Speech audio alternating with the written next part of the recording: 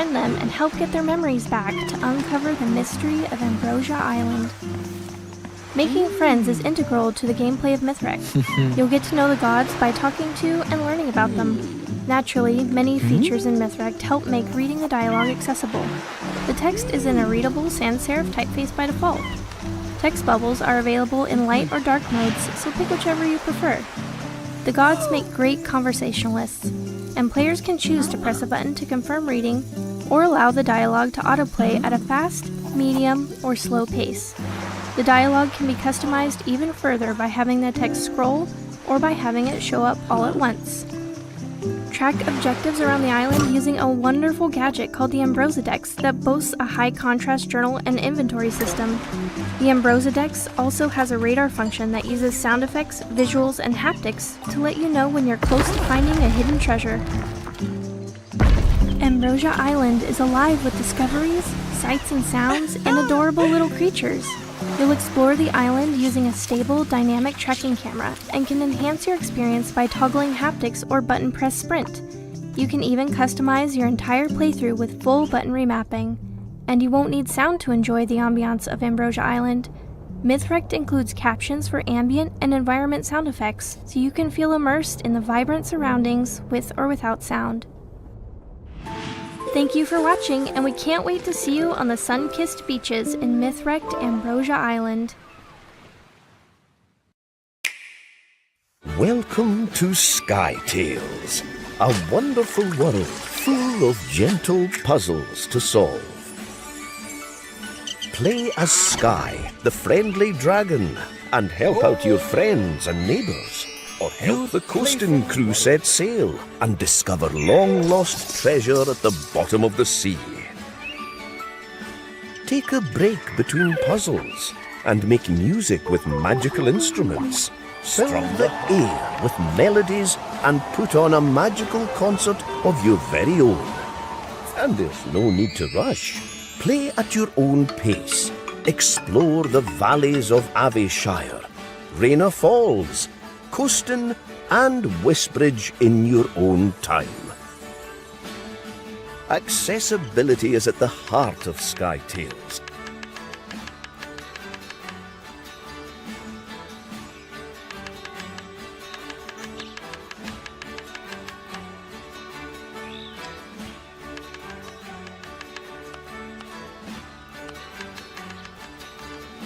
With features that let you shape the game to meet your needs.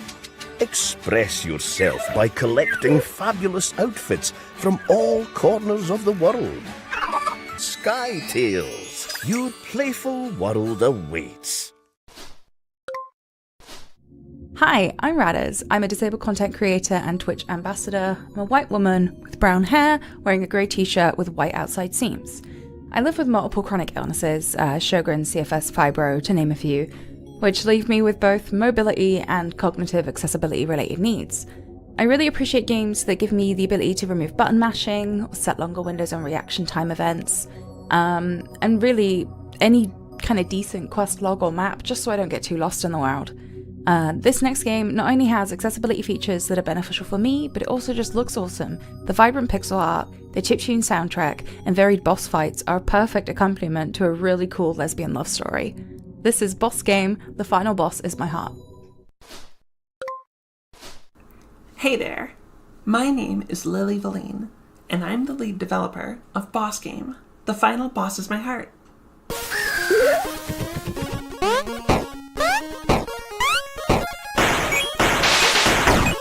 Boss Game is a lesbian romance boss rush. You play as Sophie and Anna, two broke girlfriends who hunt devils to pay the rent. The game features lightning-fast, rhythmic boss battles in a unique two-hero battle system.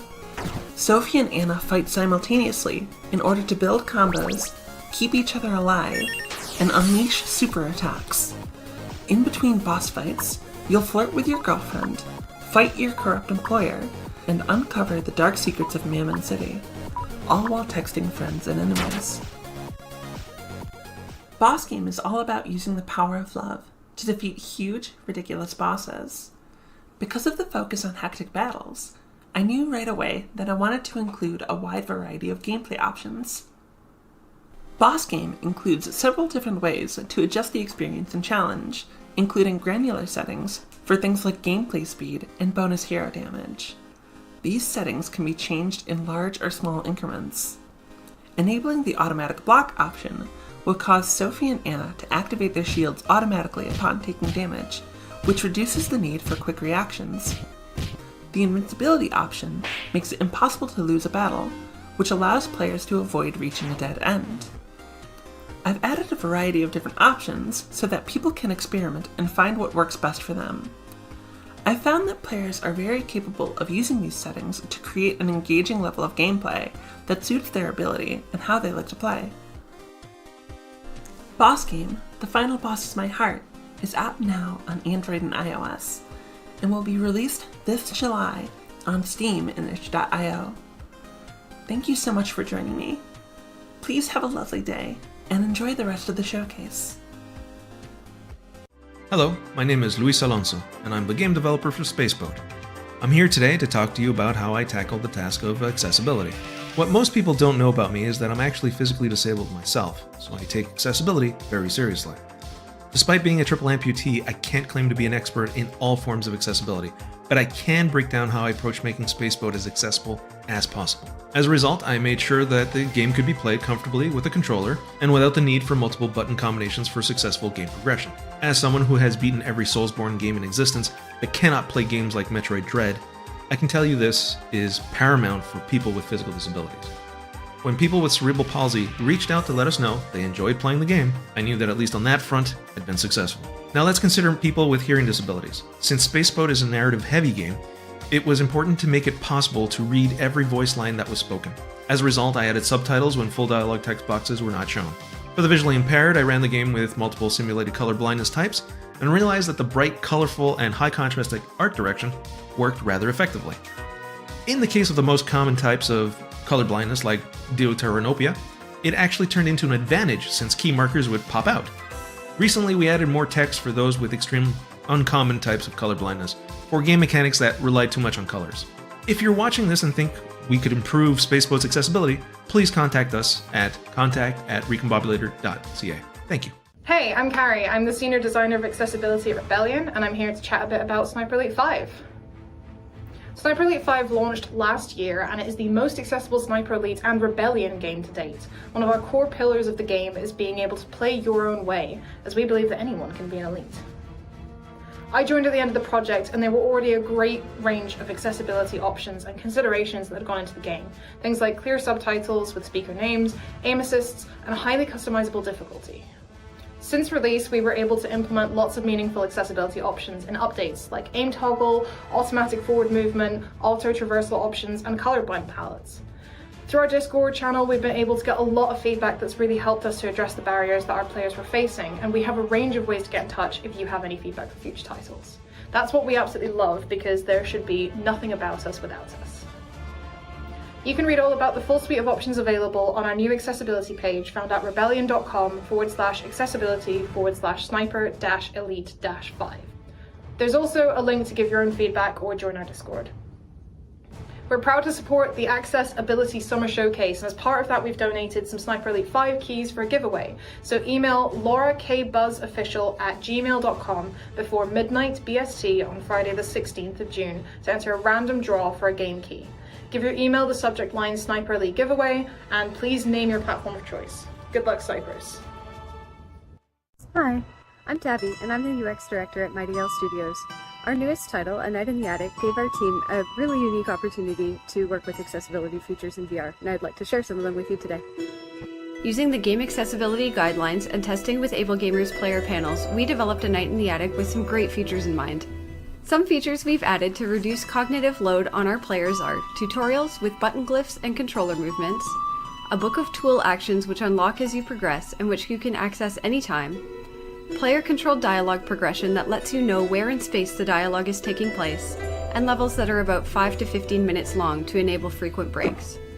To help with visual accessibility, we've used captions for illustrated manuscripts and text-only dialogue, a high-contrast and easy-to-read font, UI elements that you can grab and move around to enhance readability, and no information is conveyed through color alone.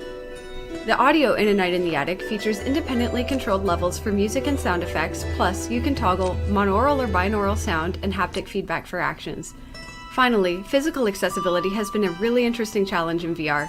A Night in the Attic features comfort considerations like fully seated gameplay, keeping actions within an arm's length, and minimal requirement to bend or twist. There are 3 ways to control Guinevere: one-handed tilt, two-handed tilt, or with either analog stick.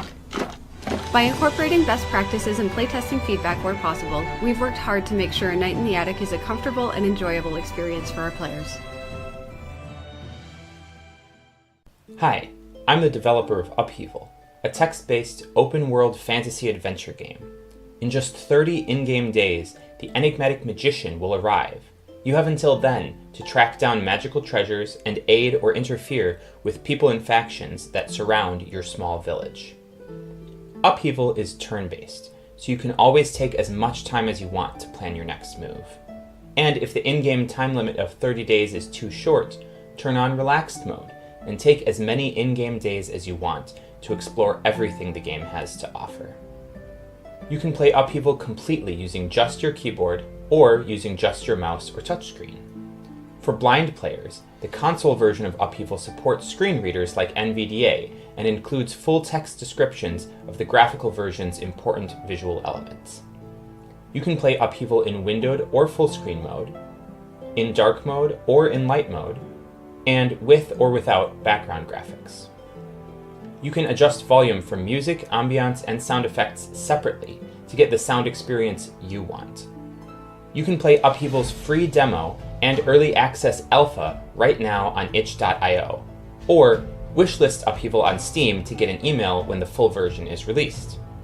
If you have any questions about accessibility or any issues accessing Upheaval, join the Discord to chat with me at upheavalgame.com/discord. Hi there everyone, my name is Rebia and I'm a disabled and chronically ill content creator from Norway. I'm a 30-year-old woman sitting in my really cozy gaming room. I have red hair, I have black heavy eyeliner, and I have a lavender knitted sweater. I have been ill my whole life, and due to this, accessibility is something that is really dear to my heart. I'm born with something called cerebral palsy, and later in life I've gotten a bunch more of diagnostic, some of them like PTSD and rheumatoid arthritis. All of these problems affect my everyday life, mostly in the form of like brain fog, forgetfulness, spasms, tremors, a lot of pain, and a bunch of fatigue. I am lucky enough though to have medication that keeps my immune system at bay, but if I have a bad day, I am dependent on accessibility to be able to play my favorite games. That can be things like puzzle guides, difficulty modes, the ability to pause the game whenever, or the ability to switch between a controller or a keyboard, or just good tutorials in-game. And this is why I am honored to introduce this next game that not only thought about my need for being able to switch between different controllers, but also make sure that a player never loses a level and is always able to progress in the story. This is Princess Farmer by Whitethorn Games and Samoy Games. Princess Farmer is a match-3 visual novel with lots of queer and diverse representation, created with accessibility in mind. Charlene, the game designer, artist, and story creator of the game, injured her hands a few years ago. One of the things that helped keep her spirits up while she healed was playing Switch games with one hand. She decided that she wanted to make a game that was easy to pick up and play with just one hand. One of Princess Farmer's main accessibility features is its gameplay styles. Sometimes folks just want to chill and not have to think about what they're doing. Action Bunny mode allows players to do just that. And if a player wants a challenge, planning out their moves carefully to make or avoid specific matches, there's Puzzle Bunny. And for those players who just can't make up their mind, Balance Bunny combines the two. The game will never punish you. The worst that can happen is that Gaia will be slightly less thrilled when you finish a level, and reward you with fewer heart coins. But you'll still advance and have many more chances to make Mother Gaia bounce with glee. There are about a zillion ways to control Princess Farmer, Multiple buttons work on gamepads, the arrow or WASD keys on the keyboard, and on mobile, you can either tap or swipe the screen. There are so many settings to make your time in Gaia's Valley as suited to your needs as possible, including haptic control, separate audio channels, high contrast for visibility, visual cues that don't rely on just color, font control, no screen shake, and optional match flashing. Most of all, we really just want players to enjoy the warm hug that is Princess Farmer. The story is lighthearted and filled with mystery, cheeky flirting, and supportive friends who know you're doing your best. You'll always find a cheerful welcome in Gaia's Valley. Botany Manor is a first-person puzzle game developed by Balloon Studios and published by Whitethorn Games. You play as Arabella Green, a retired botanist living in a beautiful, picturesque manor. While exploring the manor, you'll discover clues and research that will help you unlock the mysteries of forgotten flora. Admire the manor through Arabella's eyes, with field of view, motion sensitivity, and camera smoothing sliders. Invertible camera controls help ensure you have a familiar experience. Inspect postcards, books, posters, and more around the manor for information about your plants. When deciphering these clues, text overlays can assist with the details that may be hard to see in your playing environment. The overlay is a high-contrast, sans serif text overlay that displays on screen. You don't need to rush your time in Botany Manor. There are no time limits to solve puzzles, so feel free to explore the halls and gardens during your stay.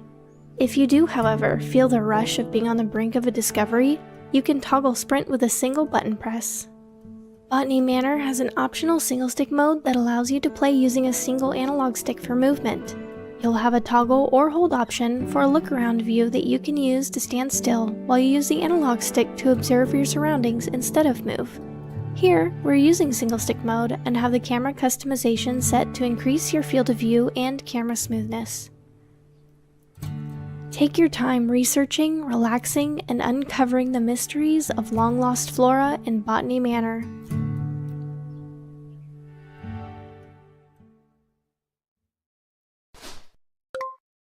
Hi everyone, Laura here again. Thank you so much for being here and watching the very first Accessibility Summer Showcase. I would like to take a quick moment at this point in the showcase to thank I Need Diverse Games, whose sponsorship of the showcase's debut year has made it possible to commission art assets for the event, as well as creating American Sign Language, British Sign Language, and audio-described versions of the presentation. We've got a bunch of games still to showcase today, but I want to take some time to say a quick thank you as well to all of the developers who brought games along to the showcase today. This is the event's first year, and I appreciate every game developer who took the time to take a chance and be involved in a debut event like this. The hope is that we can make the Accessibility Summer Showcase an annual event going forward, growing the scope and scale of the event over time. Thank you so much for being here from the start, supporting what we're trying to build. Anyway, you're here for game trailers and news, so let's get back into things, starting with one of 2023's most impressive examples of accessibility improvements that were added in a post-launch update. This day started like any other. Judged for your sins. A true nightmare. Have you ever murdered someone? What? Answer the question! Hello, I'm Fabrice from Cocat, a French solo game developer. For 6 years I've been making Brock the Investigator, which combines a narrative adventure game with beat-em-up action. Brock offers a wide range of accessibility features, in particular for blind gamers. The full game is voiced, including hotspots, menus, specific tutorials and audio descriptions were added. Before this project, I had no idea there was no big adventure game like this playable for visually impaired gamers, so I'm pleased more players are now able to enjoy it. This was really fun to implement too. Brock is available now on PC and consoles, and you can try out the demo on all platforms. Hi, my name is Tomasz Tworek, also known as Lirin. I was working on Brock the Investigator as an accessibility consultant. This is my first project on such a large scale, and I can tell you this was a really beautiful adventure. Mostly I was working on text-to-speech and how to improve combat and puzzles for the blind people, while Cowcat did the magic based on my feedback and my work. And I hope you've enjoyed Brock the Investigator, and if not, go and grab it. This is really fantastic game with excellent voice acting, story, and music. And I hope you like the accessibility features we've implemented. Hello, I'm Onion Blaze, and I'm currently working on a game called Humig. It's a short everyday life adventure of two school kids in a peaceful town, making friends with a bunch of lively people and creating unforgettable memories. The game's story is split into small bite-sized episodes where you can explore, learn more about the characters, and find collectibles for minigames. Or you can just sit around and relax with cats and dogs. Based on how you spend your days, the main characters' personalities will slowly develop, changing how they interact with the world. Moving your character in the game can be done either manually, via keyboard or controller, or by clicking on interactable icons with a mouse. So far, the game allows clipboard-based text-to-speech for most of its systems, with proper support for it planned before release. There's also audio subtitles, audio descriptions, and separate audio volumes for background music, ambient sounds, and sound effects. Speed or difficulty options for dialogues, in-game time, or minigames are also present, alongside various screen and graphic settings like window type, brightness, shadow and particle quality, camera motion, and many more. There's still a lot of things to work on before the game is finished, but some planned features are general UI size and color settings, a simple map, event guides and recaps, full controller mapping, and more limited control options, like being able to play with just one button or by making any sound with a microphone. Humig is currently planned for Windows, Mac, and Linux, both on itch and Steam. I'm designing the game to be as accessible as I can with my current resources, so if you're interested and would like to see more of it, please share it to your friends, wishlist it on Steam, or become a member on Ko-fi, where I share frequent updates about Humig and other things. Thank you, stay safe, and have a good day.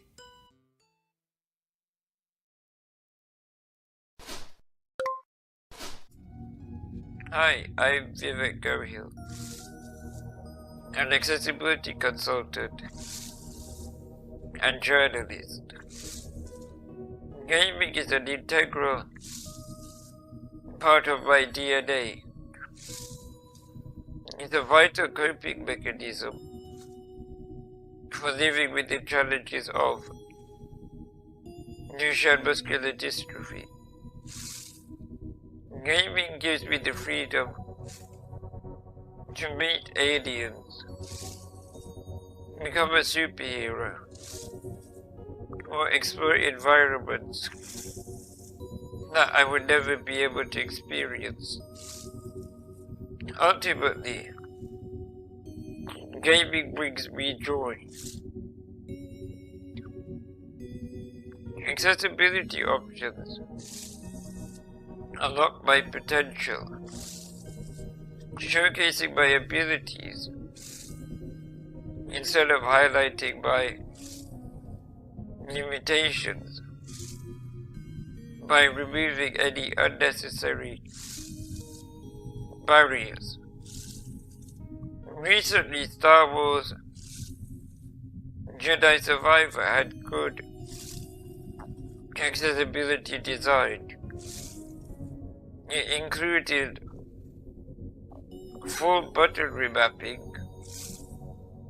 a core accessibility feature I require so that controls are positioned comfortably to deal with my limited reach and dexterity. The option to slow down game speed allows me enough time to complete intense traversal gameplay. I have the skills to complete the task, but I have slower reaction times. Accessibility manages this difference and reduces frustration.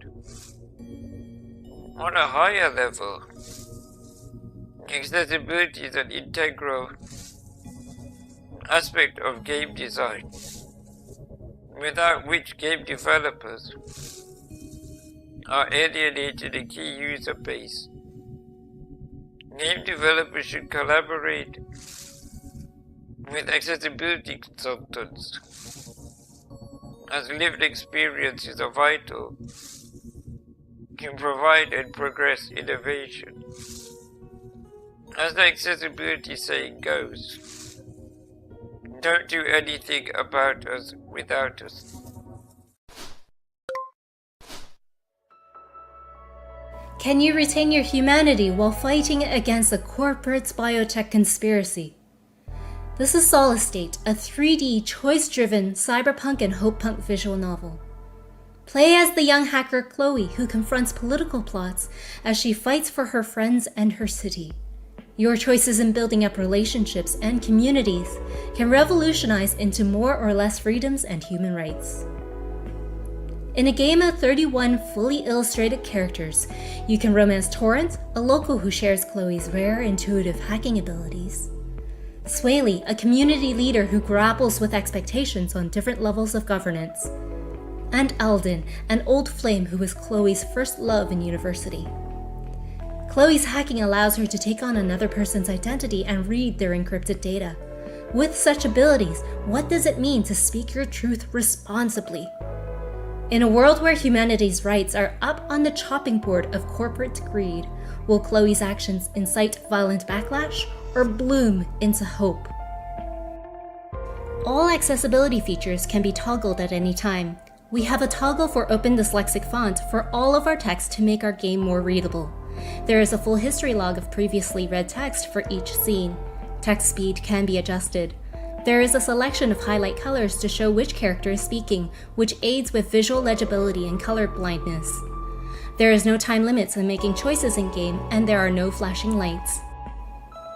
Coming to Steam and Xbox in 2023, your choices mobilized.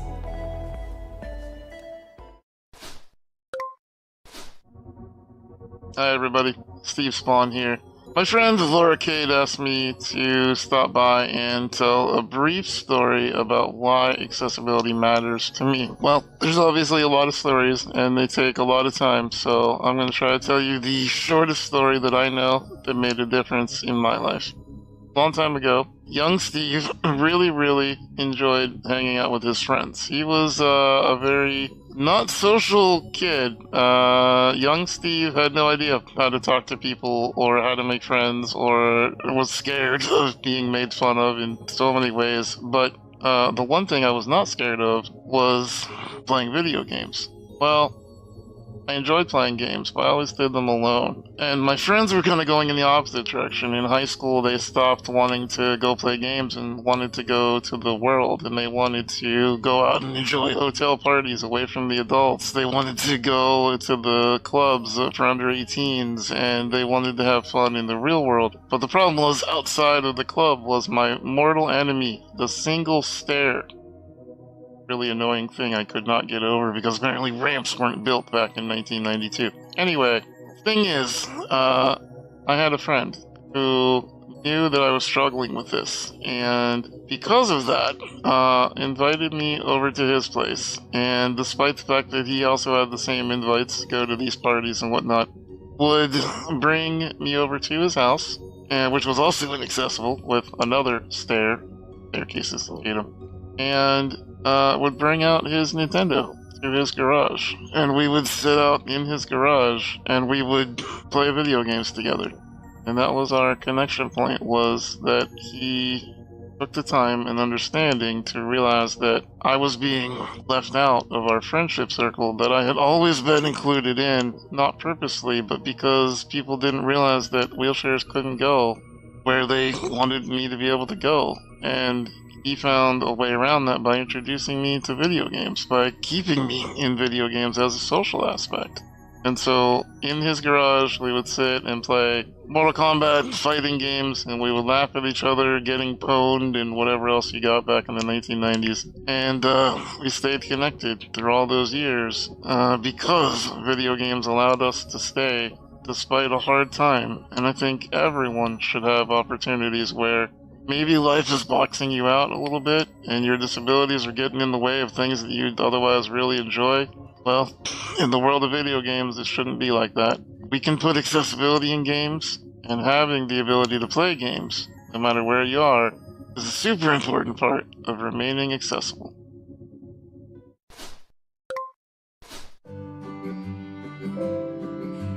Hearts is a light-hearted and wholesome 3D narrative-driven adventure about coming to terms with grief and recapturing the freedom of exploring nature. You play as Tyke, who is revisiting a beloved childhood holiday destination, Pine Hearts, to overcome the physical and mental mountain set before him. The team at Hyperluminal are committed to making games better, and for us that includes striving to make our games as inclusive and accessible as we can. We took part in an inclusive design accelerator in 2022 that kickstarted the process of us building accessible design practices into the culture of our studio. A key concern for our focus group arose around the need to have clear signposting of what accessibility options were available and where to find them. We have chosen to address this in two ways. Firstly, by creating a dedicated accessibility onboarding flow for first-time players, where they can set a few basic accessibility options before they jump into gameplay. We also aimed to provide immediate and quick access to the full suite of options from our settings menu by housing them under a dedicated accessibility heading. Currently, we have around 10 settings planned for release, with 2 in the development phase right now. These include color blocking, which applies block colors to key characters and interactable elements, making them easier to identify against a desaturated background palette. Simplified controls, which removes inputs that require prolonged or timed button presses with simpler single button press inputs, allowing easier access for players with joint pain or upper body dexterity limitations. Our future plans include options for high contrast and highlight interactable modes, settings for scaling UI and fonts and for changing font styles, as well as options for turning on contextual subtitles for animated cutscenes and full controller remapping support. Beyond Pine Hearts, we're also focused on developing an approach to sustainably delivering accessibility across all of our future games. As a small indie development studio, finding time and resources to invest in developing solutions to some of the accessibility challenges we face can be difficult. So we wanted to find a way to carry effort from project to project through our own internal settings and accessibility toolkit. The Settings and Accessibility Toolkit is a plugin for the Unity engine, which our development team has built as a customizable framework for settings that can be easily ported across projects. This also gives us access to developer-facing settings, which can help us to identify and reduce accessibility barriers as we go through development. An example of this is our color blindness filters, which allow artists and QA to turn on specific filters while testing the game, making it easier to identify issues with contrast and the readability of characters and interactables against background elements. Pine Hearts will launch in early 2024 on Steam and Switch, but you can follow our progress in the meantime via our Twitter and Steam pages.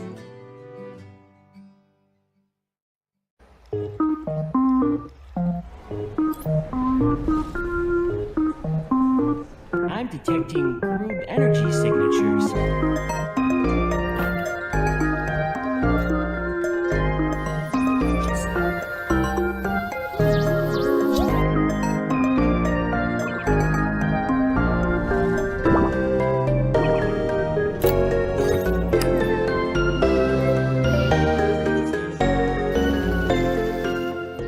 Autistic people love playing games, but games aren't designed for autistic people.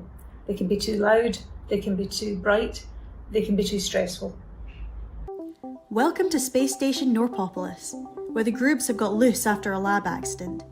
You have to use your Vacuumizer 5000 to help friendly robot Blink recapture them before Mr. Norp finds out. The game is full of features to help autistic people enjoy the game. There's no fail state, no stressful time limits. You can skip challenges, repeat tasks, and go at your own speed. If you get overstimulated, hit the smartwatch and come straight out of the game to a calm space where you can recover. Then rejoin the game when you're ready. There's an accessibility menu to fine-tune the game to your particular sensitivities, and a multitude of other features designed into every level. Blink in the Vacuum Space has been designed from the ground up for autistic people, to put them in control so they can enjoy the game and just be themselves. Autistic people are proud of their autism. It isn't something that needs to be fixed. It's something that needs to be supported. That's why we've created Blink in the Vacuum of Space. Wow, boobs. So ominous. Blink and the vacuum of space. So, let's get to it, shall we? We're nearing the end of the Accessibility Summer Showcase 2023, with the next trailer being our last one of the day, announcing a release date for a game that a lot of people in the gaming accessibility space have been looking forward to for the past few months. All that remains to be said is thank you to every game developer out there that's taking the fight for improved accessibility seriously, every disabled gamer that's speaking out about their experiences, and to everyone who tuned in today to watch the showcase. You can find out more about the games that were shown during today's showcase by checking out access-ability.uk, where we will have links to all of the day's trailers as well as to every game that was showcased. I hope you all enjoy our final announcement, and hopefully we'll see you all again next year. Hi everyone, I am Sightless Combat, accessibility consultant, gamer without sight, and content creator.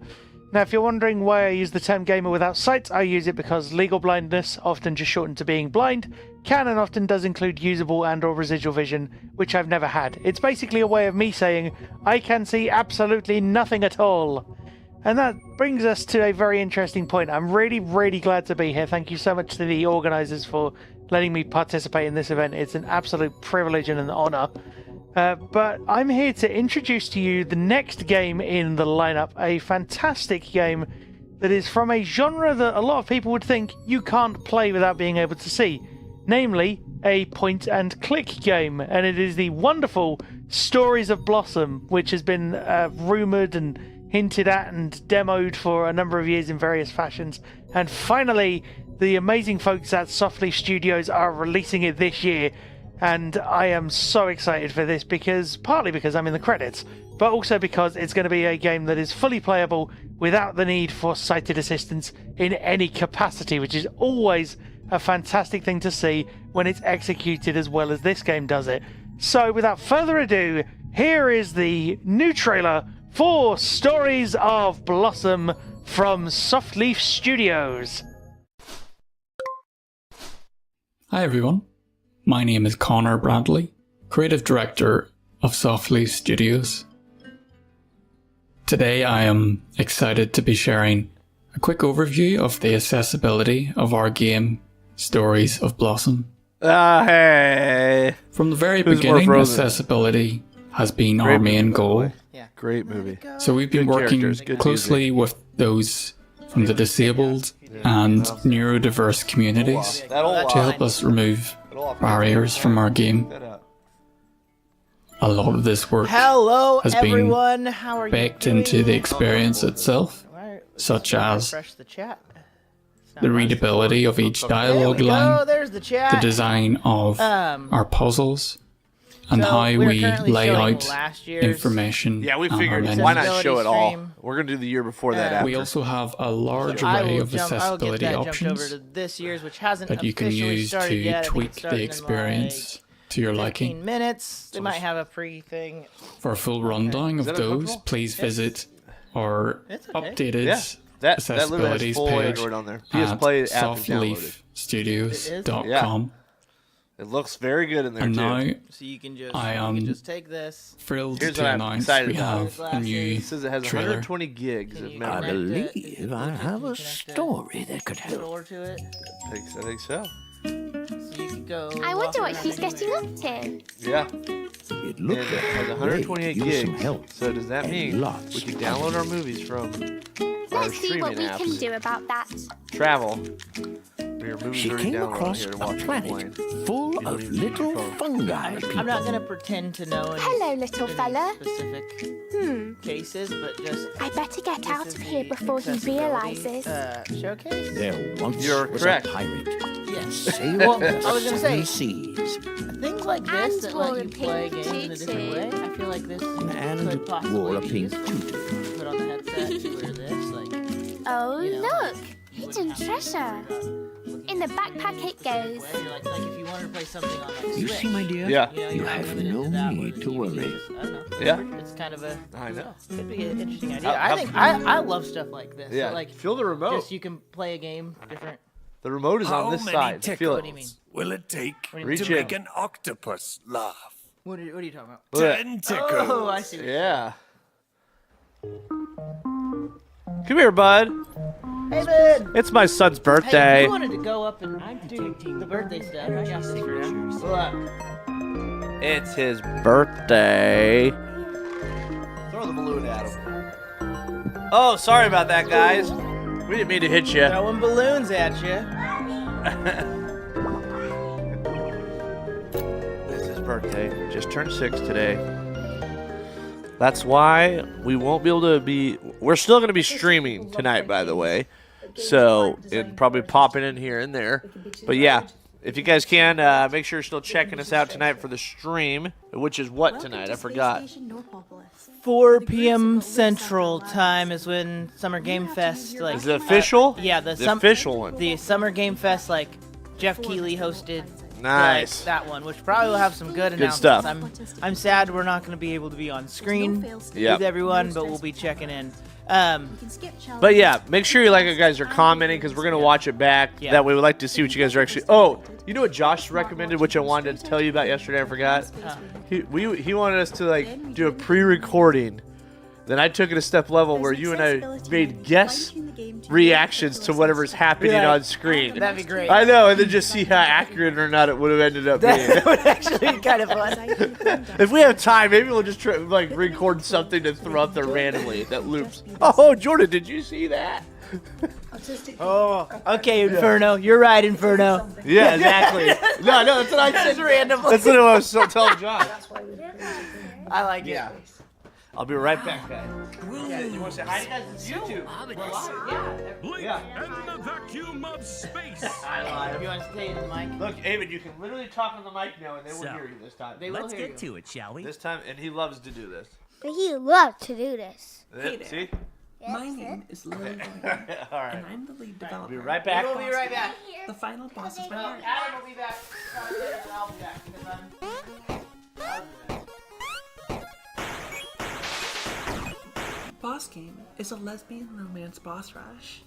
You play as Sophie and Anna, two broke girlfriends who hunt devils to pay the rent. The game features lightning fast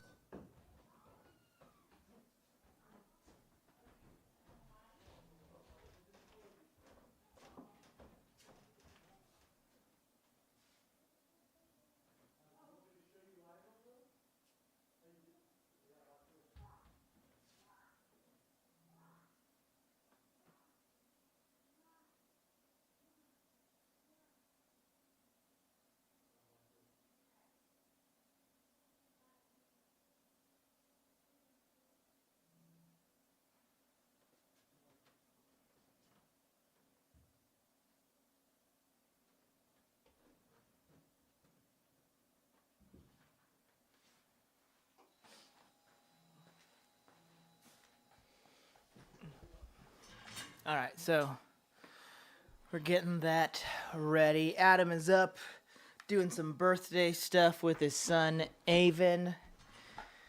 And we are going to just hang out and wait for the showcase to start.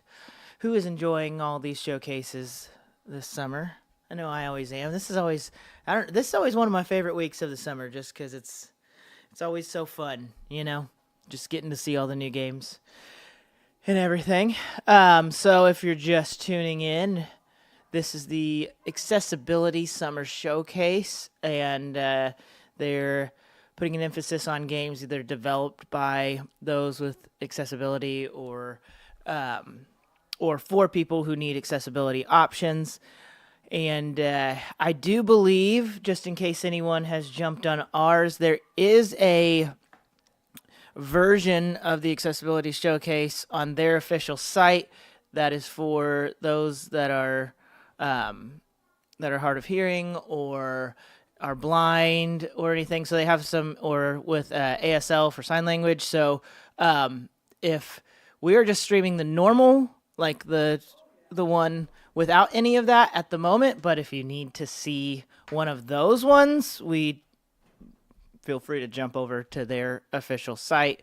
I've got it shown right over here right now. So if you need to see that, for sure, jump over there. Because we just wanted to stream everything possible this week and let everyone know what games are coming out and what info there is, and just discuss it with our friends. So that's what we'll be doing today. Later today, we'll be streaming Summer Game Fest and Day of the Devs and Devolver Digital. Sadly, Adam and I will be out of the studio at that time, so we won't be able to be on screen discussing it all with you, but we will be... I'm going to move this over. Adam always is like so far. I actually think the camera moved. I might move the camera here in a minute. But sadly, Adam and I will not be able to be in the studio for that because it's his son's birthday party at that time, but we'll try and check in on chat every once in a while and hopefully get to see some cool game trailers with you. I'm going to fix the camera real fast because I feel like it's pointing very much this way. So hold on a second.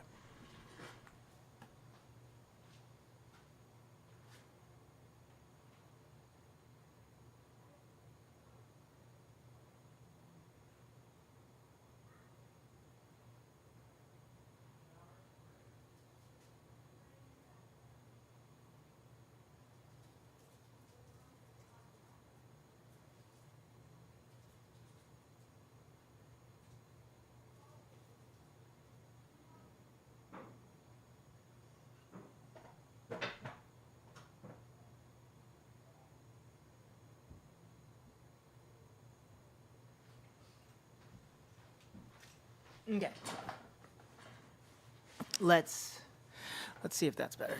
That seems a little better, I think. Yeah. Just a little bit. Just a little bit better. Oh, well, that was worse. That was worse. I don't know why. It always bugs me when the thing is not level with the camera. Yeah, but anyway, Adam will be back down here soon. Flame Z Demolish 115. If you're looking for the official stream, just type in Accessibility Showcase. And they have a bunch of different options for sign language, for blind viewers, we're just live streaming it for any of our followers that want to see it, and just kind of discussing the games that are coming out and enjoying it with our fans. But if you want to hop over to the official site for anything, it's showing it down here. Just like I said, Accessibility Showcase, Summer Showcase, and it should pop up. It came up with a bunch for us. If you want to stay here and enjoy it with us, feel free to do so. But if you want to jump over to the official one, go ahead and do that. We're just trying to give our subscribers every showcase that's coming out this summer, and this was one of them, so we wanted to include it. But happy to see you here. My co-host Adam will be back at any second. He's upstairs. His son, it's his birthday today, so they're kind of hanging out for a second, and then we'll be back. The live stream officially starts in about 5 minutes, so we will get that all going here soon, and we'll just watch it with you guys.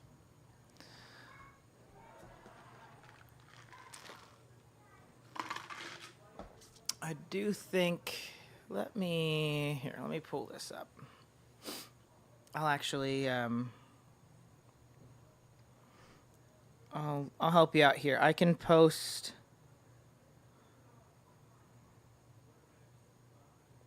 I will share the link to the official one.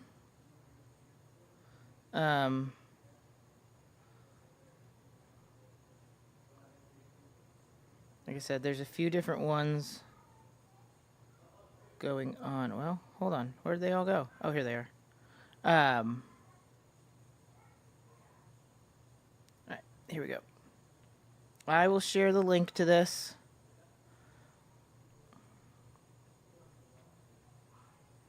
And then, if you want to jump over and find anyone specifically that you need to watch, like I said, they have...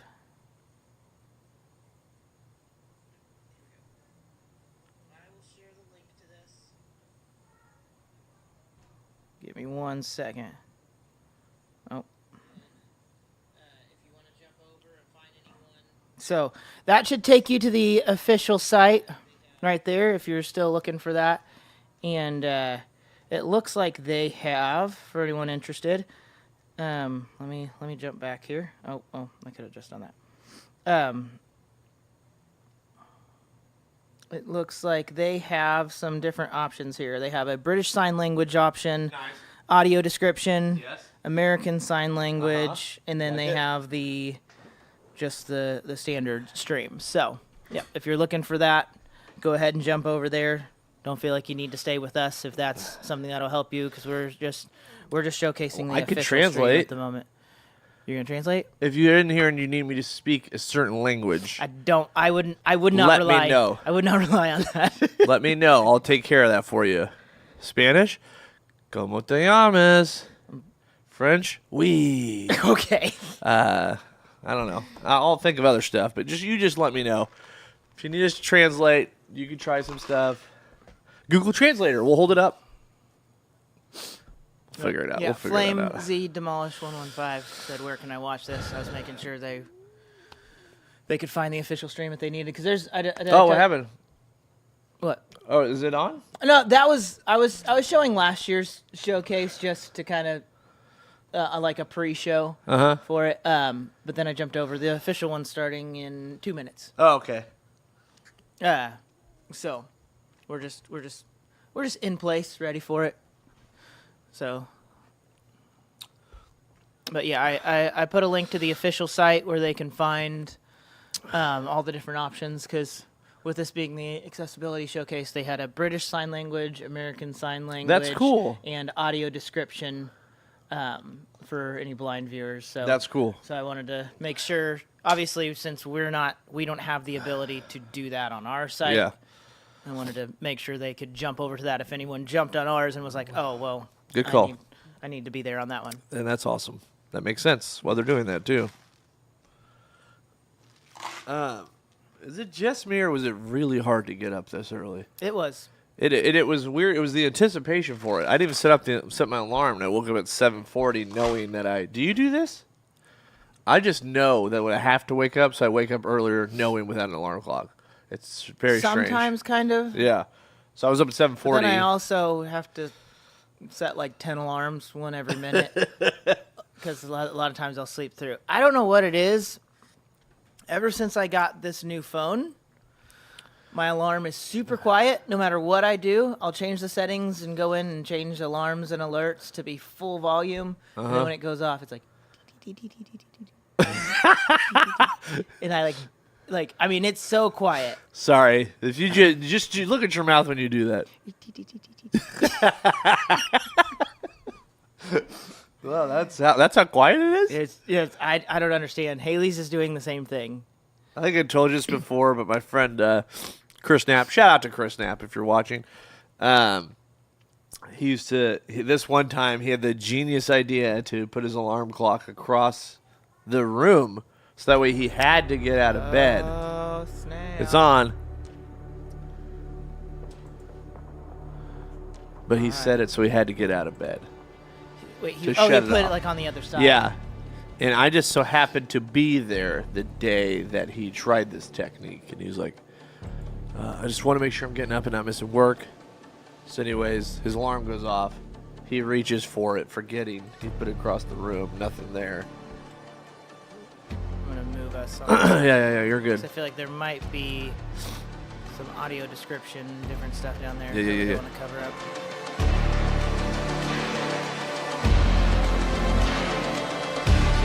Chris. Is this a game or just an intro? I think it's just a nice intro. It was looking cool. It was. No, but Chris reaches for the alarm clock, doing nothing there. Then he looks over and sees it's across the forgets it's morning. That's what he did. He's like, "Are you kidding me?" And then he gets out of bed and he shuts it off and then just goes back to sleep. And then he was just mad instead of and still shut it off. He still just off. I found this alarm app on my phone one time that made you Hello, answer, like, and welcome to this year's Accessibility Summer Showcase 2024. I'm your host, Laura. I'm a white woman with bright blue hair, shaved on one side, wearing a plain black dress.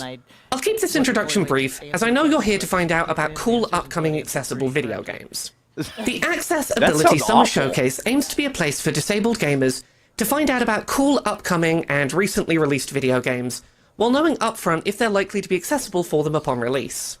While not every single video game showcase today is going to be accessible for every single disabled gamer, the aim of the showcase is that, wherever possible, there will be at least a couple of interesting games shown today that are going to be playable for you, no matter who you are. If you'd benefit from audio description or sign language interpreter support, there are American Sign Language, British Sign Language, and audio described versions of the showcase available on youtube.com/Laura K. Buzz. If you'd like to find most of this year's showcase titles in a single place, we have a Steam sale page this year.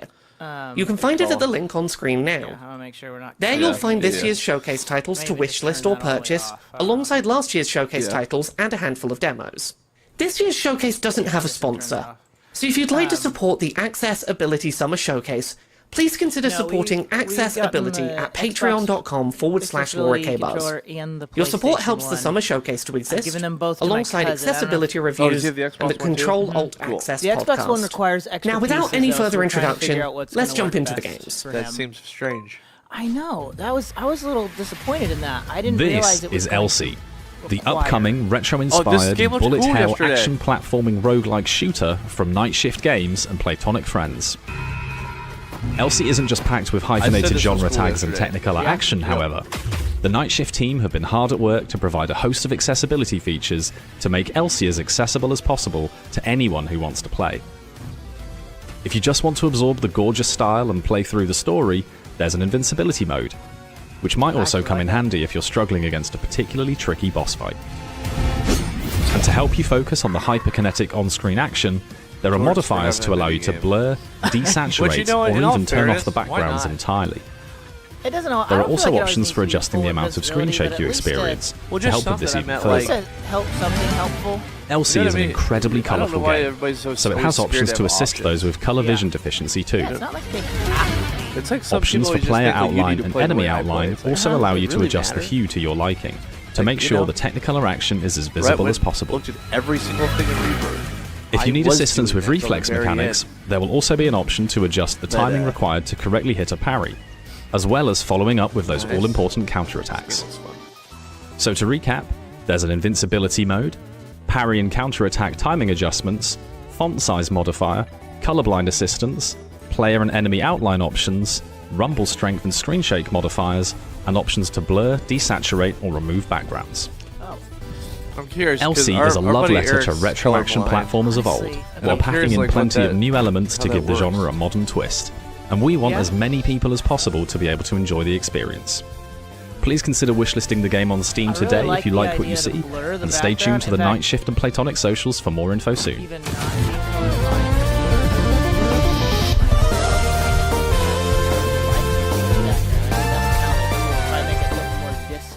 Hi everyone, I'm Ria. I am part of a two-person indie game studio based out of India called I Miss My Friends Studio. We're working on our first title, Fishbowl. Fishbowl is a slice of life coming-of-age story told over a month. There are no forced day-night cycles in Fishbowl, and you can take all the time you need to explore Arlo's house. You video call loved ones and have branching conversations with them in a clear sans serif font.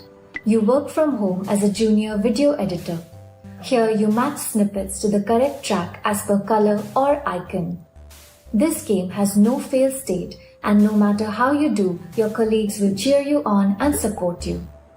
You sort through puzzles to rediscover childhood memories. No time limits or penalties here. Take your time to go through all the sentimental objects Aloe has received, whether it's through keyboard, mouse, or the controller. Do care tasks and get to know yourself better one day at a time. Currently, Fishbowl has few options to change the volume of sound effects and music, and also an option to turn off screen shake. We also make sure to have both visual and audio cues for important events. Take your time to notice them as there is no rush to respond. Our demo starts off with a content warning as it addresses and explores themes of grief, loss, loneliness, and isolation. We are a small team and we have a lot more to do before release. We are working on accessibility-specific settings like removing screen sway, turning off text effects and typing, providing a larger font size, an option to slow down video editing, and adding a way to skip the puzzles. We have a long way to go and we will try to do our best. We hope you will come along. Thank you. That means one of those. Waco the Mask Gatherer is an exciting third-person adventure game developed by Zero Games. Immerse yourself in the role of Waco, a mysterious gecko embarking on a quest to collect the most powerful mask of his world. Explore diverse landscapes, from vibrant villages to dark forests. Each environment is carefully crafted to immerse players in a rich sensory experience, with ambient sounds everywhere, like bird songs, flowing water, and echoing footsteps on every surfaces, guiding your exploration. Our maps are thoughtfully designed to ensure clear auditory cues, allowing players to navigate with ease and fully immerse themselves in the world of Waco. Dive into a world full of quests and puzzles, from helping villagers to unraveling ancient mysteries. Our intuitive inventory systems make managing items a breeze, with color-coded references and clear icons, ensuring accessibilities for all players. And with the ability to customize sounds in the main menu, players can tailor the game to their preferences. Prepare for epic battles as you meet formidable enemies throughout your journey. Each mask grants unique abilities, empowering players to adapt their fighting styles and overcome challenges. And with distinct sounds for every enemy, player can rely on auditory cues to anticipate and react to threats, making the game accessible to all. We are committed to making gaming inclusive for everyone. That's why we are doing our best to develop a colorblind-friendly game with carefully chosen color palette that ensure clarity and accessibility for all players. We invite you to embark on a memorable adventure where exploration, puzzles, and epic battles await. Join us and uncover the secrets of the whimsical world of Waco the Mask Gatherer. My name is Chad Michael Boughton. My pronouns are he, him. I am a blind podcast host, accessibility consultant, professional speaker, and this is why accessibility in gaming is important to me. I will always remember how back in 2019, when Kingdom Hearts 3 had just released, how excited I was to play the game. I had been a longtime fan of the series and was finally ready to experience the end of the trilogy. However, at this point in time, I was unaware of how bad my retinitis pigmentosa had gotten and just how much of my usable vision I really had lost. I can remember not only not being able to get through the first world, but just not knowing where I needed to go or what I needed to do to progress throughout the game. I will never forget how upset I was and how I ended up calling my mother and father, crying to them on the phone, and just telling them, hey, I think I have to give up on gaming. I think that because of my blindness, I can no longer keep gaming. And it was a pretty big thing for me because growing up, video games had been the best way for me to cope with losing my vision and just not being able to control what was going on in my life. I had all intentions to never play a video game again, and for the next 2 years, I kept true to that promise. I thought that I would go the rest of my life without playing another video game. But, you know, in 2021, my brother-in-law, he sent me a text telling me about a game called The Last of Us Part 2 and how I should check it out, which I thought was crazy because I remember being able to play the game, the first game that is, back when I had usable vision. And I was just thinking to myself, there's no way I'm going to be able to play the sequel due to my limited amount of vision. And boy, was I wrong. I could have not been any more wrong. And it was a welcome surprise for myself to boot up the game and realize that my vision wasn't the problem. It was that up until this point, games really just weren't being made to accommodate gamers like myself and so many others.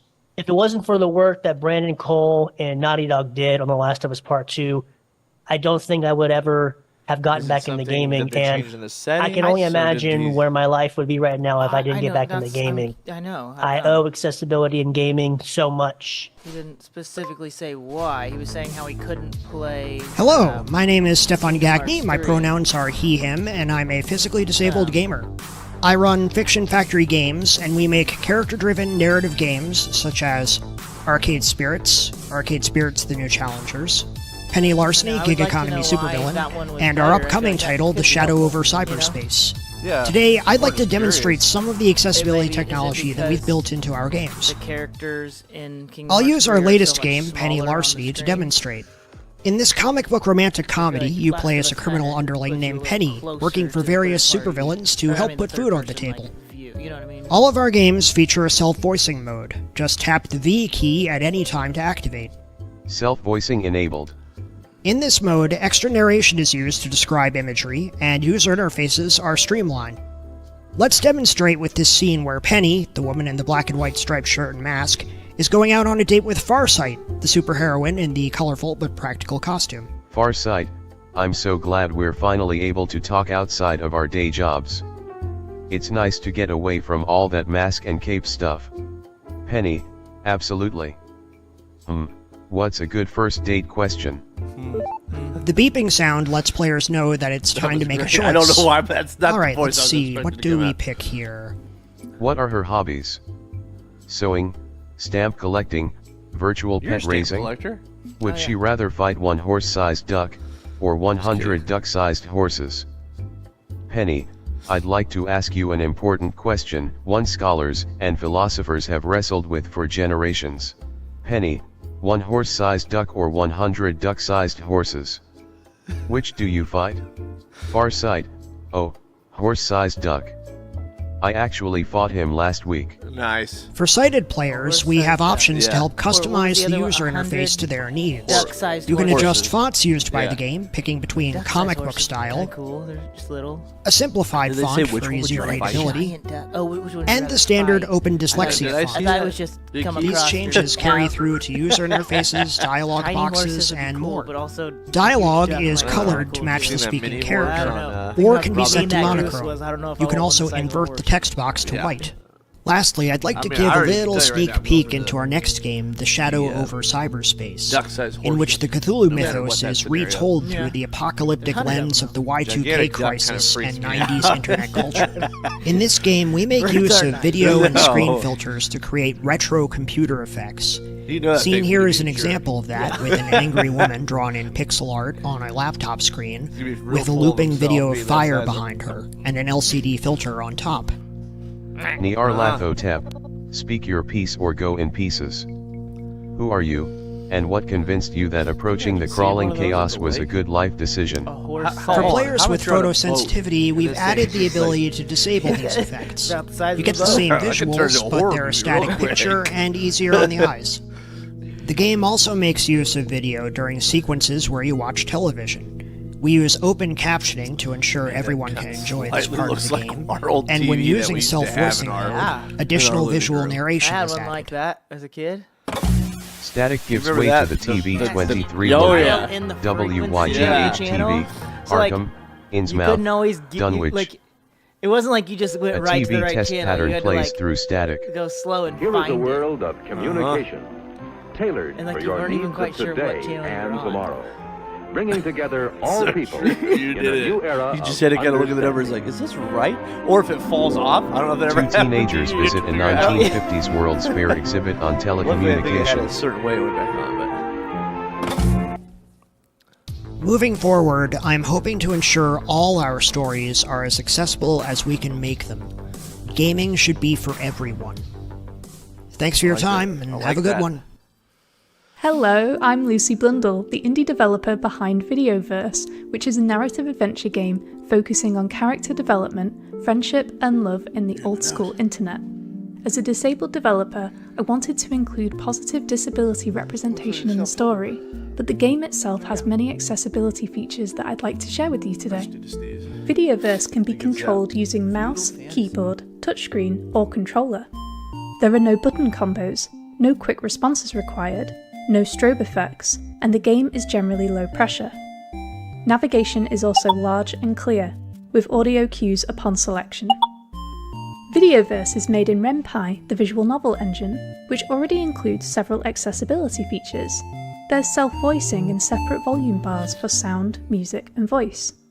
The default font can be switched for a clear, easy-to-read font, and all fonts are large and high contrast.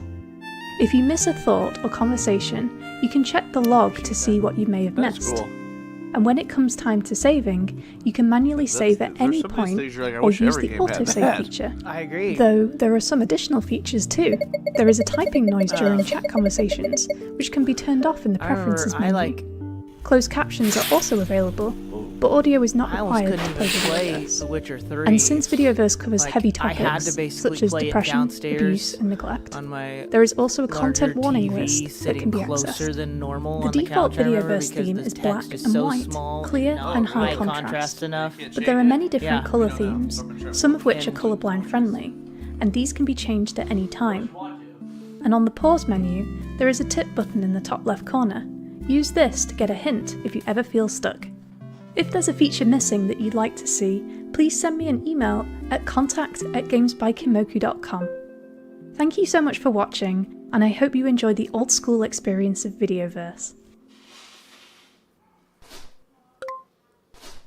Hello everyone, I am Sightless Combat. First off, thank you so much to the organisers for inviting me back here. It's amazing to be a part of this event once again. Just by way of a self-description, I'm wearing an RNIB Design for Every Gamer shirt and a cap with my logo on it, which is two swords crossed over an eye, as well as over-ear headphones. And in the background behind me, you can see numerous items of gaming memorabilia, including what has lovingly been termed as a pop waffle, a display holding various pop vinyl figures from various franchises that I've accumulated, as well as a gold lancer from Gears of War 4, the replica of that iconic weapon. So, for those who don't know me, I am an award-winning, multi-credited accessibility consultant and content creator from the UK, as well as being the Accessible Gaming Officer for RNIB, that is Royal National Institute of Blind People, the UK-based sight loss charity. And crucially, I am a gamer without sight, having never had any sight whatsoever. I like how he did this show. Now, I'm here to talk about, once again, a genre that some might question how you would even make accessible for anyone with no vision to work with, and one that, from what I've heard, a fair number of people are interested in: city builders. Enter Cellular City, a puzzle game about building, well, tiny cities. When I first heard about this game, it sounded really intriguing to me, not just because of the wonderfully alliterative name, and the developer is keen to make this as accessible as possible. So I would highly recommend giving this a look if you're even remotely interested in something new and, in my case, relatively unfamiliar. But I'm not going to try and spoil any of this, because here is a little trailer to show you just what this game is all about, as well as, of course, its accessibility features. Here is Cellular City from developer Callum Deary. Okay. This is Cellular City, a puzzle game about building tiny cities. Cellular City's primary mechanic is rules around neighbouring buildings. For example, you can't have a steel foundry next to a block of flats. A3 is a flats. B3 is empty. B2 is empty. Foundry placed in B2. Okay. On the other hand, B2 some buildings like each other, like stations and flats. C2 is a station. B2 is empty. Flats placed in B2. It has text-to-speech and audio description of levels, with a focus on accessibility for blind and low vision players. This includes settings to modify text-to-speech volume, rate, and voice, alongside keyboard and controller support. Start building. Level audio description starts automatically on level load, but can be reprompted by the player at any time. Describing city. A1 is empty, B1 is a rail, C1 is a rail, A2 is a hill, B2 is a mine, C2 is a station, A3 is empty, B3 is empty, C3 is a rail. What was happening on screen right now, you'd be really The player's movement around the level. A2 is a hill. But I'm saying that's It's also described, made for. as are their actions on placing buildings. A3 is empty. Flats placed in A3. The player can also prompt inspections of buildings to find out more about them. I'm curious A if you can slow flats the prone to dialogue list down. streets in the sky.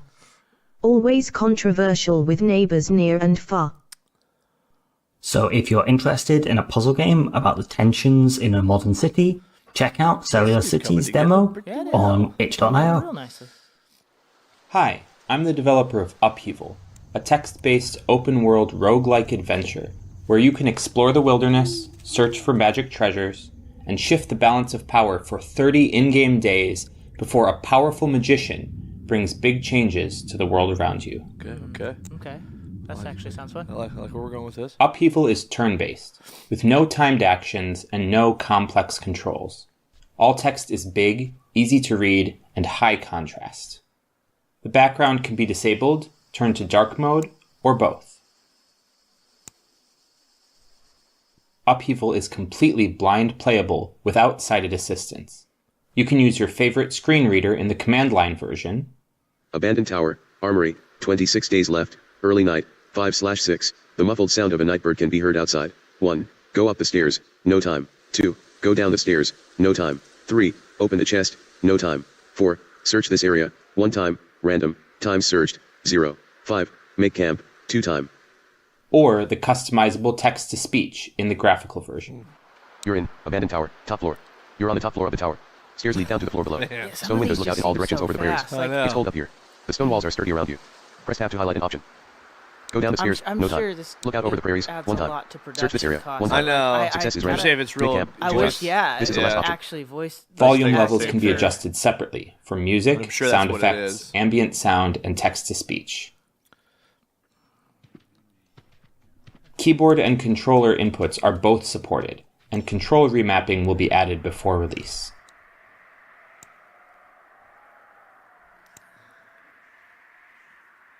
Difficulty levels can be adjusted either before or during each game. You can grant more in-game time, conjure items, teleport, use the rewind button planned before release, or any combination of these. You can try the free demo of Upheaval on Steam today. Wishlist Upheaval on Steam to support this project. If you have any questions about accessibility, please reach out using my contact info at upheavalgame.com. That's kind of cool, though, that they're actually being able to reach out Hi to everyone, it's your host Laura here again. I want to take some time today to talk about a game that we wanted to include in this year's Accessibility Summer Showcase, and timings just did not work out for putting together a formal trailer to showcase this game, but I still really think that this game is doing some interesting stuff and I think it is worth talking about, so I'm going to put together a little tease just to try and tell you a little bit about a game that I wish we could have included more formally here today. Periphery Synthetic is a chill, relaxed, non-violent Metroidvania that takes place in first person and is particularly notable for being designed to be able to be played without any visual input, to be able to be played purely with audio cues. Interesting. You play as someone who has been tasked with surveying a planetary system in an upgradable exosuit, and are able to explore by following all sorts of musical audio cues that are built into the soundscape of the game to collect materials that will allow you to craft and upgrade your movement abilities, while doing this sort of non-linear exploration of a planet.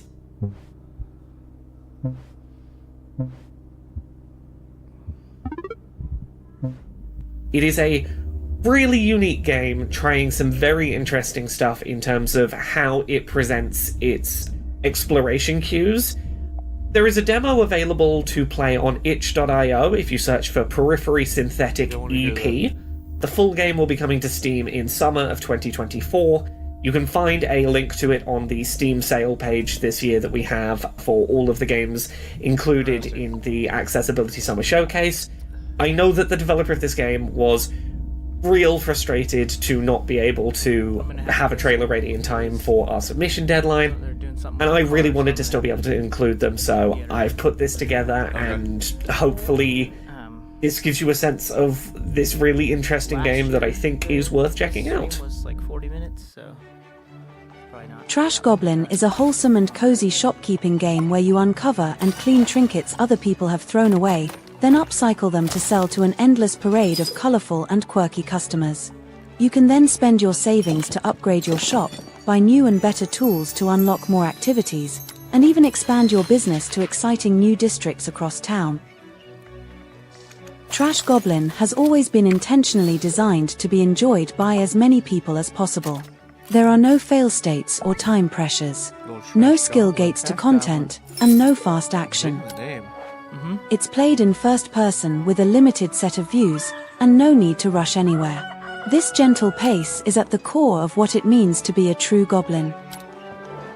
We're doing everything we can to help players of all kinds enjoy the tactile, scrunchy, and satisfying mechanics we've built. That effort starts with us listening to our community. You asked us to add an option to allow players to sponge trinkets clean without holding a button down, so we did. There's another person's treasure, they always say. And you asked for optional auto-chisel features for the chipping gameplay, so we implemented them. Thanks so much to our community for helping us make the game more accessible for everyone. Though a range of ongoing work we've undertaken to ensure you're able to enjoy Trash Goblin to the fullest. The mouse is used for every interaction, with optional keyboard shortcuts for navigation, and we're implementing controller support too. Tutorials use button glyphs for clarity. And the game's default font uses a clean and readable sans serif typeface with user-defined sizing. During conversations, the player can skip the text's appearance, and a button press confirms they've read everything. And there are a selection of audio and volume settings to take advantage of, plus text speed settings and more. But of course we want to do even more, so please consider wishlisting the game on Steam and play the demo there now.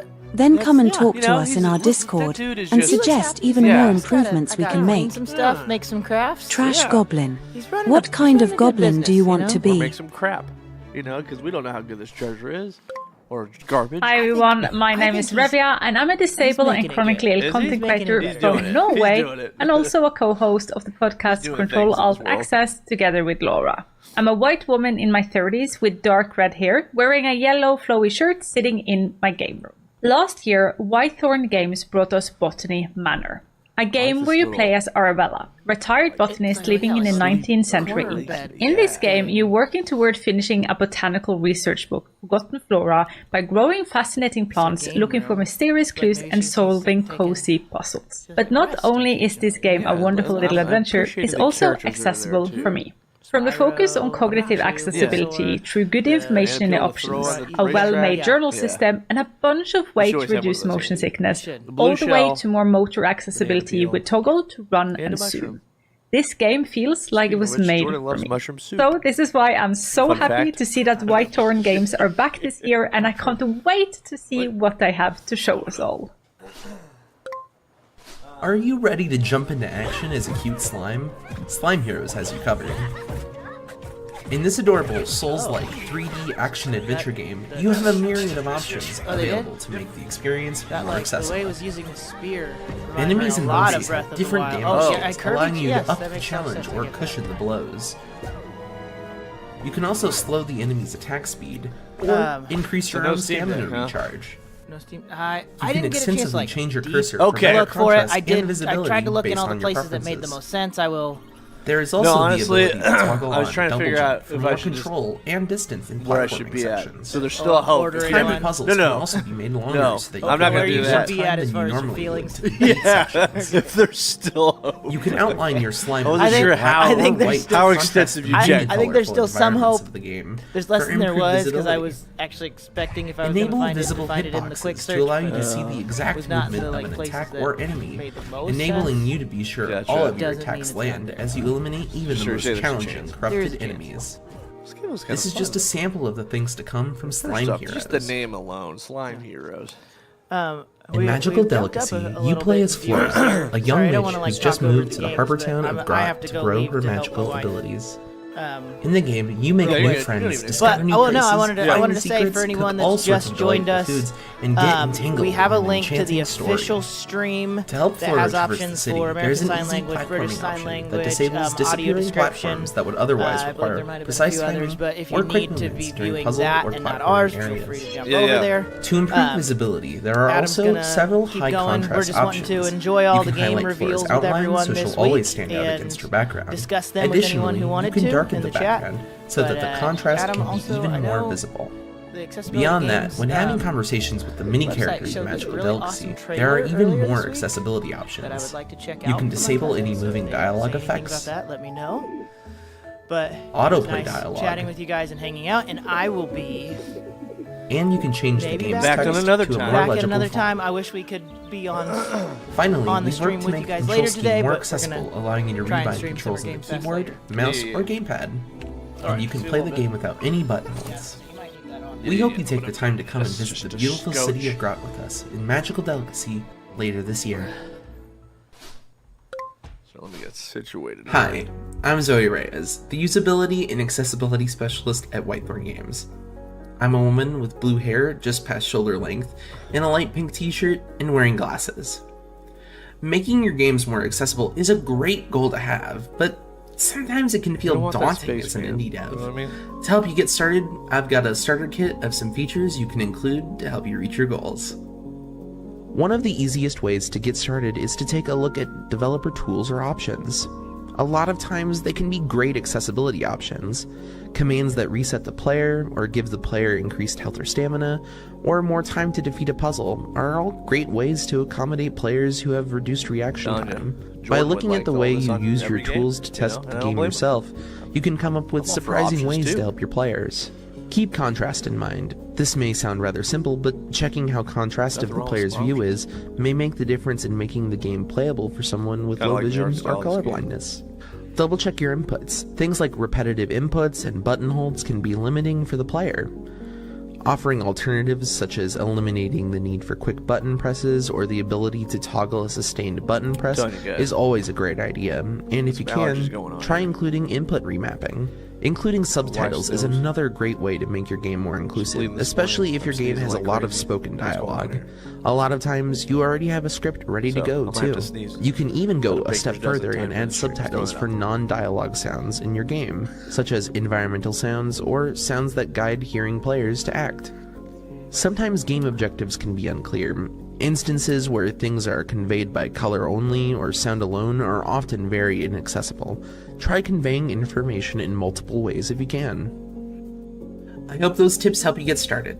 Keep in mind, this is not an exhaustive list, but the good news is that there are loads of resources online from this amazing community. I recommend checking out the Games Accessibility Guidelines website, the Xbox Accessibility Guidelines, and the IGDA Games Accessibility SIG YouTube.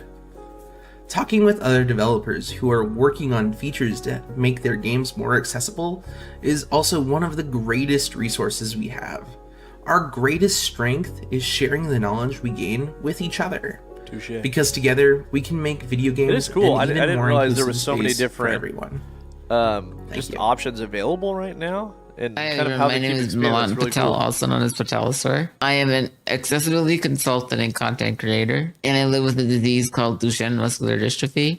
And I have been gaming pretty much my whole life, and that started getting difficult about 10 years ago. And this was at a time before accessibility was more widely implemented, so I kind of felt like I wasn't going to be able to game again anymore, or any longer in the future as well. But now, since accessibility is more widely implemented, and there are many more tools that you could use now. I am now able to play more games than I was before my physical difficulty started. So accessibility is something that's quite important to me, and it's really great to see that it's being more widely implemented and more people are starting to learn about it. Hey everyone, I'm Kevin from Manavoid Entertainment, and today we're going to talk about some of the accessibility features in Rainbow Billy: The Curse of the Leviathan. Let's jump right into it. So we have some We've been asked how we made the game accessible for people with color blindness. Luckily, our technical director Alexis is actually colorblind himself, so in a game about recoloring the world of imagination, it was important to get this one right. That's why you'll always see symbols associated with colors. Just keep expanding on this. The 12 colors used to represent different emotions have all been given a symbol which is always present throughout the game.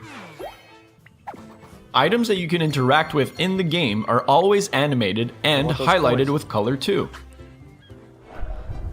We used forced perspectives, which makes it easier to play with a single joystick. The camera also rotates automatically to help with puzzles and secrets. There it was. That felt fantastic. There's a lot to explore in Rainbow Billy, and we didn't want anyone to feel lost. Where that came from. That's why, whenever you board Friendship, the camera will always point to your current objective seamlessly. You can also find your current objective on your compass and map that you can access at any time. I don't know who said that, but someone did. There is no time limit or fail state in Rainbow Billy. This is a conscious decision to avoid the pressure of being put on the spot or failing tasks because you didn't react in time. So you can try again as many times as you want. It was important to us that the level of difficulty in confrontations wouldn't affect the experience, so we added a difficulty slider. Lowering the difficulty doesn't change your strategy, it just gives you more leeway for errors by reducing damage taken. There's also a few options to tweak how dialogue is displayed. We've made dialogue fun to read with a lot of animations and effects. However, we know this can make the text harder to read for some people, so we've implemented the Open Dyslexic font, a dyslexia-friendly option to make it easier to read. Like it. I'm dyslexic. You can also change the speed at which dialogue is displayed,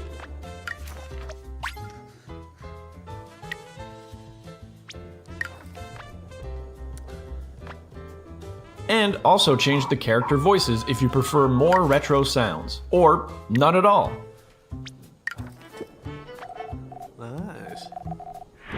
Rainbow Billy: The Curse of the Leviathan has so much more to offer. If you'd like to give it a try, head over to our Steam page and get ready to recolor the world. Thank you for your time and have a great day. Rainbow Billy, everyone. Billy: The Curse of the Leviathan. Available now. Watch out for that Leviathan. He's got a curse on him. Hi everyone, quick update here from Laura. The folks behind Rainbow Billy: The Curse of the Leviathan have actually given us some Steam codes for the game to give away during today's Accessibility Summer Showcase. If you would like to be entered into a random draw to win one of 5 copies of Rainbow Billy: The Curse of the Leviathan, you can head over to @WeAreManavoid on Twitter and find the competition tweet. 5 people will win Steam codes for the game by responding to the tweet up on Manavoid's Twitter. You can enter between now and Sunday, June 9th at 11:59 PM Eastern Daylight Time, so you have about 2 days to respond to their tweet to get put in for a random drawing to maybe win a copy of Rainbow Billy: The Curse of the Leviathan. Enjoy, fingers crossed that you win. Let's get back to more games. Go get it. Go get it. Welcome to Spaceboat, a narrative adventure filled with colorful worlds and wacky characters. Play as Inspector Domino, an undercover space cat detective, and track down an intergalactic jewel thief. Hi, my name is Luis Alonso. I'm the game developer for Spaceboat. Since Spaceboat is a narrative adventure that is meant to be enjoyed by all, it was important to give it as many accessibility options as possible. But that guy. What most people don't know is that I'm also a triple amputee, and one of the few disabled solo game devs that are out there. So I take accessibility You can trust seriously. that guy right there. Last year, we mentioned the work that was done to have a high-contrast art direction for people with colorblindness, as well as having text for everything that was spoken or heard for people with hearing impairments. This year, we added a number of additional features. Spaceboat now has an options menu accessible at all times from within seconds of starting the game. We recently added single-stick controls to reduce the need for multiple inputs. Although other buttons might be needed, this makes the majority of the game playable with one hand. Similarly, we added an auto-run feature, which reduces the number of buttons that need to be pressed.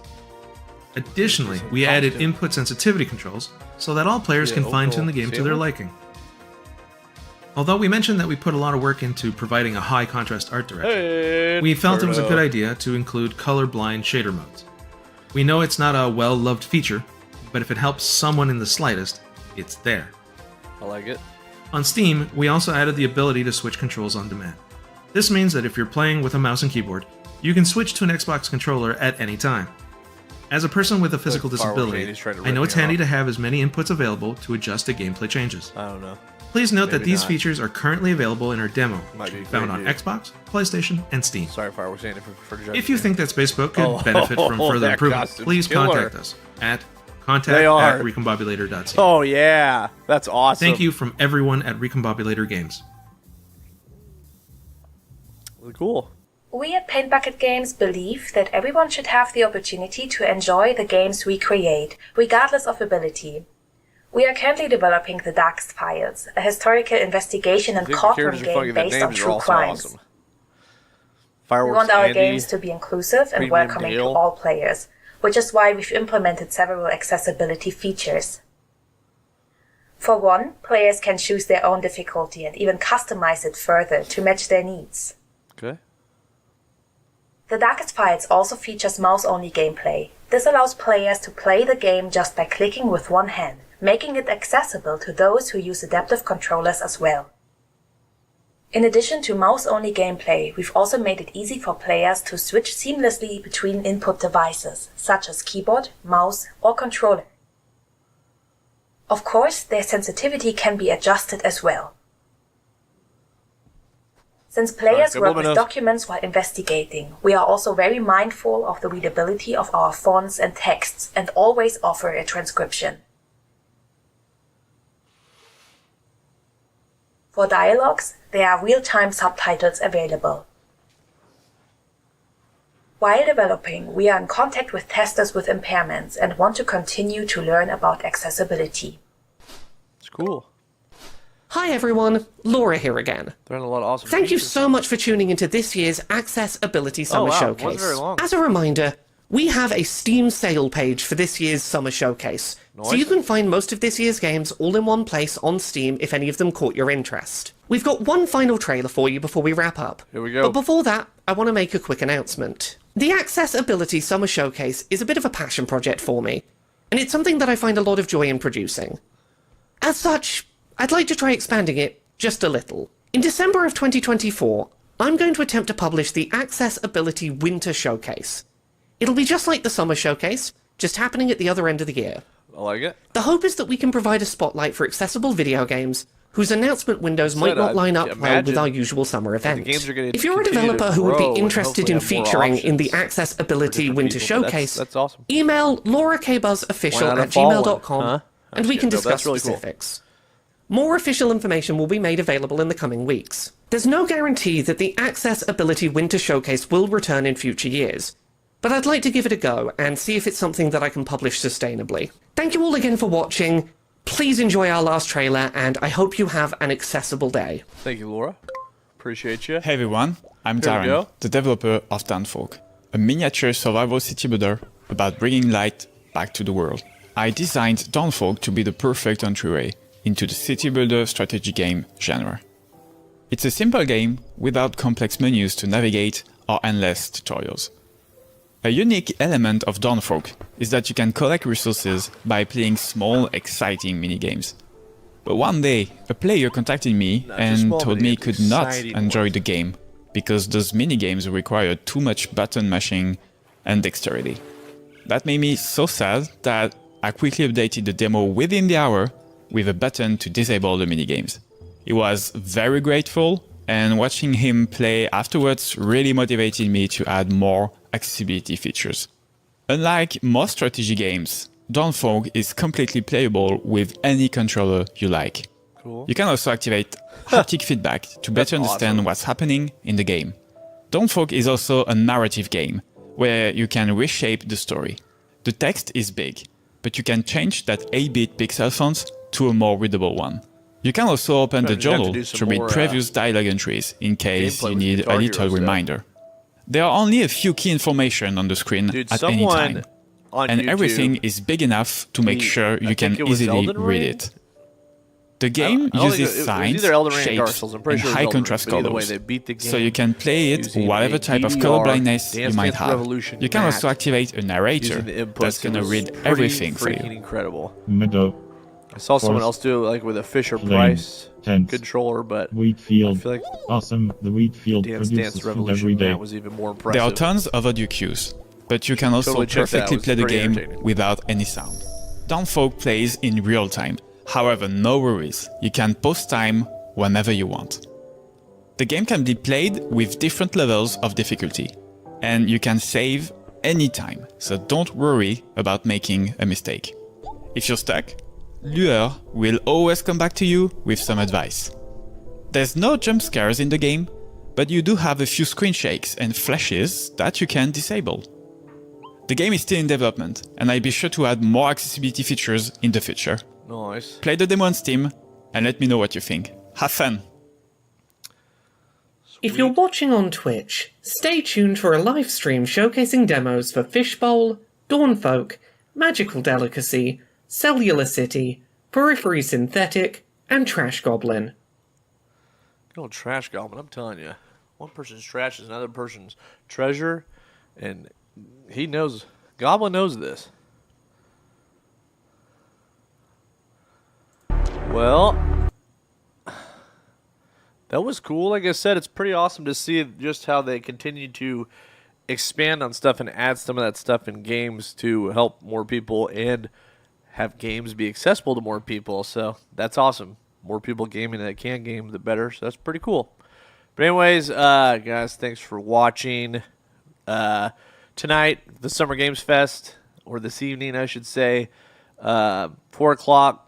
Central Time, so we're going to be live streaming that. We're not going to be able to be at the desk every second because it's my son's birthday, but we'll be popping here and then whenever we can. Oh, is it? Uh-oh. How low are we talking here? I'll mess with that here in a second, but thanks for the heads up, Inferno. So anyways, yeah, it's my son's birthday tonight, so we're going to be popping here and there during the Summer Games Fest on our stream. Please make sure you're commenting, guys, on the games that you see. We like to see your guys' feedback because we're going to be watching some of that back, obviously, so we can interact with you and put in the comments what your favorite game is. Cool. Your favorite game is that you guys have are actually showed at the showcase, or games that you know you're going to get for sure. Inferno, I appreciate you as always. And by the way, if you're not subscribed to our friend Feral Inferno, please go to his channel, subscribe. One of our good buddies, amazing person, amazing content, just likes to have a good time. Oh, I gotcha. I gotcha.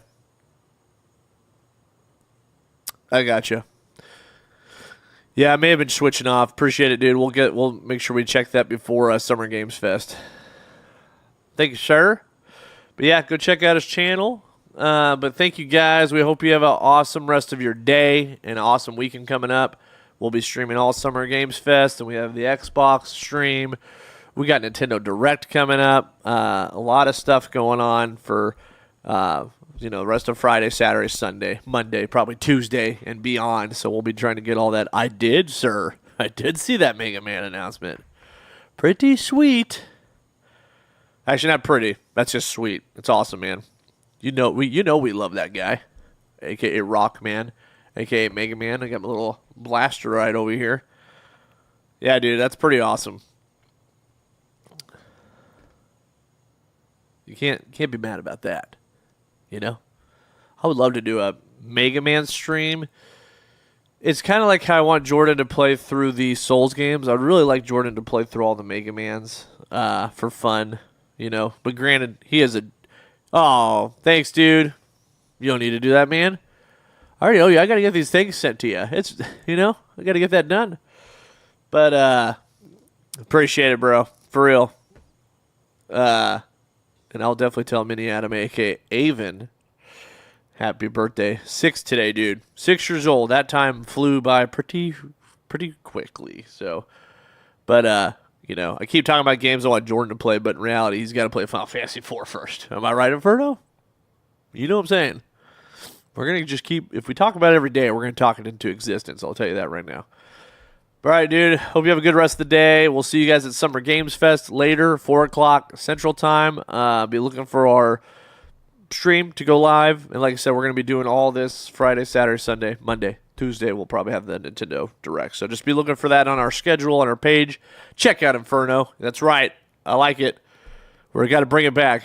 Mega Man Hot Wings. Just this time, we're not going to do it on a console with a massive amount of lag and also doing the Japanese version, which was even harder. So that was a bad choice. We just figured the more wings we ate, the better for entertainment value. But anyways.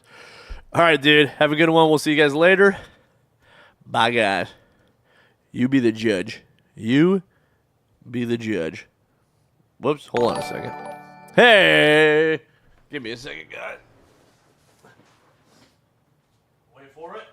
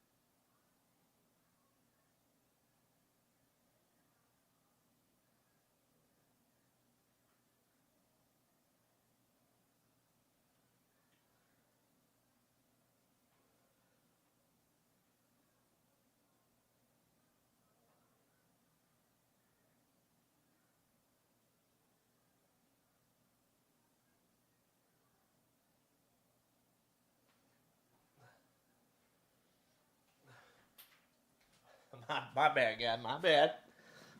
Wait for it.